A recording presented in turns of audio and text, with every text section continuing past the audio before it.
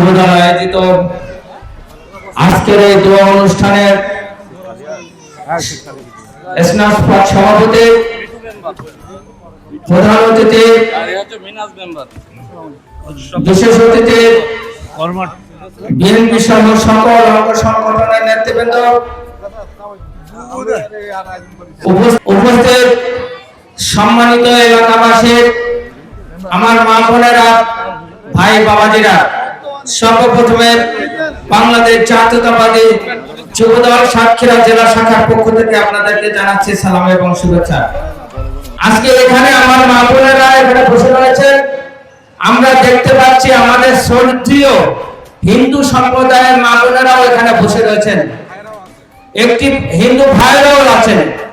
একটি কথা বলতে চাই, সেটি হলো আগামী দিনে বিএনপি যদি ক্ষমতায় আসে, আপনাদের জন্য, মা বোনেদের জন্য, যে পরিবারের যিনি প্রধান মা কিংবা বোন, তাদের জন্য বিএনপি একটি করে ফ্যামিলি কার্ডের ব্যবস্থা করে দেবে। যে ফ্যামিলি কার্ডে আপনার 2500 টাকা করে মাসে মাসে আপনারা ফ্রি পাবেন।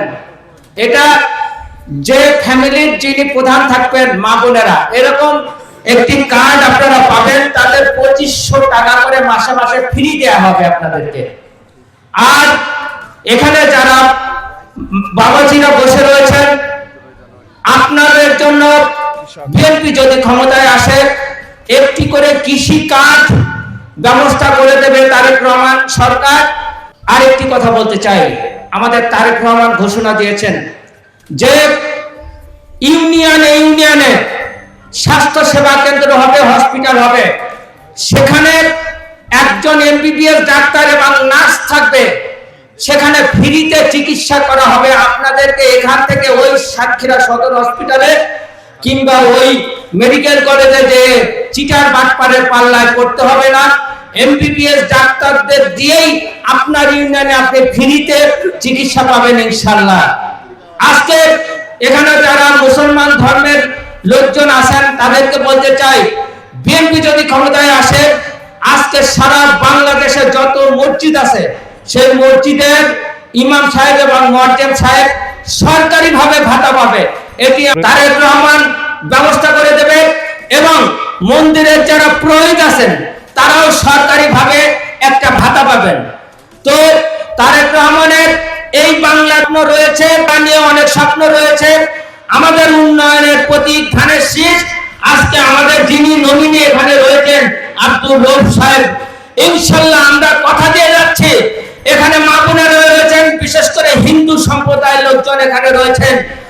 রউফ ভাই যদি এমপি নির্বাচিত হতে পারে, আপনারা যেমন মায়ের কোলে যেমন একটি নিরাপত্তায় ভাবে আপনারা থাকেন, ইনশাআল্লাহ তাআলা রউফ ভাই নির্বাচিত হলে আপনারা সেইভাবে বসবাস করবেন।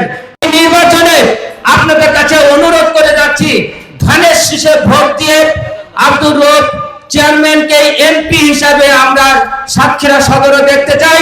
এবং এই সাতক্ষীরায় অবহেলিত সাতক্ষীরা সদর উন্নয়নে ভরে যাবে ইনশাআল্লাহ। খোদা হাফেজ।